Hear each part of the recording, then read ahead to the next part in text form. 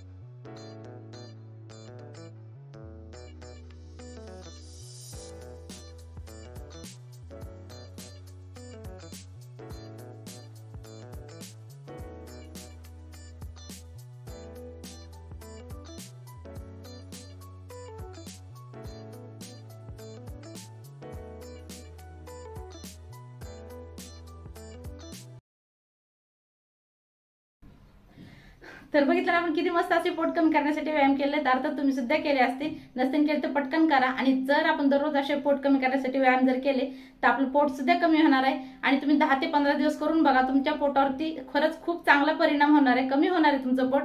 तर चला मग पूर्ण व्हिडिओ बघितला असेल तर लाईक करा, शेअर करा, सबस्क्राईब करा आणि कमेंट करा सुद्धा बिलकुल विसरू नका। भेटूया उद्याच्या, तोपर्यंत बाय बाय।